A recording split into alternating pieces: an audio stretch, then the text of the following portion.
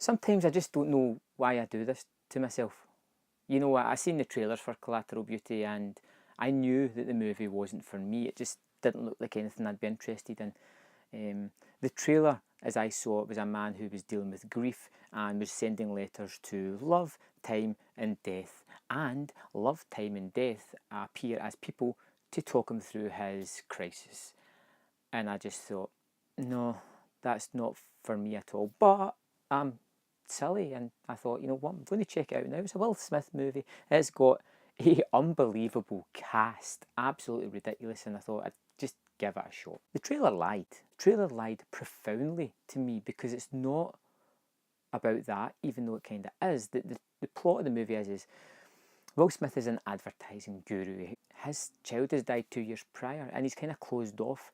And the business is dying. The three partners can't sell the company because he owns the majority share and has to sign off on it, and he won't do that. But he won't do anything to save the company either, so they get a private investigator to find out all about what he's up to see if they can claim him incompetent. And they find out that he's writing these letters to time, love and death. And then they come up with this bright idea of getting actors to actually portray these people and try to help them get through this crisis. And that's where it gets a little bit fun and interesting, in my opinion anyway. Although Will Smith is struggling with a story of grief and trying to get over his kid's death, he is still fully aware of the people around about him and their issues and their problems that they have. And he, even though he's got like a massive thing to overcome, he's still aware of this and still wants to help them out of their situation. What surprised me most about Collateral Beauty is the fact that it kind of just easily chugs along. It's inoffensive almost, the way it just sets up these characters, changes, creates these dynamics between all the main characters and their relationships, sets up a kind of telegraphed ending to the movie and just kind of lets it play out. And it's genuinely fun and interesting, and it kept my attention. In fact, I had to stop at one point. I had to go and do a task, and I was eager to get back to see how this was going to conclude itself. And that's got to be a good sign of any movie. The only issue I genuinely had with it is some of the steps that the movie takes, and particularly the ending.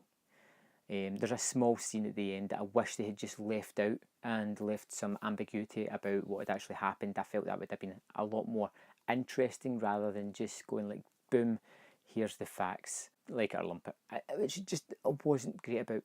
I feel like the movie's not great, but it's not as bad as everybody's saying it is. I actually kind of liked it, and I liked it because of this great cast that they've got. I mean, Will Smith, Edward Norton, Michael Pena, Kate Winslet, Naomi Harris, Helen Mirren and Keira Knightley. This thing's got like an amazing cast. Some of them are good, some of them are better than others. There's one that I didn't really particularly like, but hey, that's my preference. Even though the movie's dealing with grief and people overcoming certain obstacles in their life, I still found it an interesting watch. I found it a fulfilling watch. I found it quite affecting in certain parts. Even though it has that Hollywood schmaltz about it that kind of drives home its point, I still generally had fun with this. If you've seen the trailer and didn't like it, fair enough, neither did I. If you've seen the reviews and it's put you off watching it and you did have some interest before, don't let it put you off. Check this thing out. You may find that you actually kind of like it, like I did.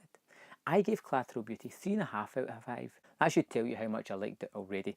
And you know, I really want to know if you watched it and what you thought about it. Did you hate it like everybody else seems to? Or did you secretly like it and just don't want to say? Let me know in the comment box below, and I will see you next time on Man vs Film.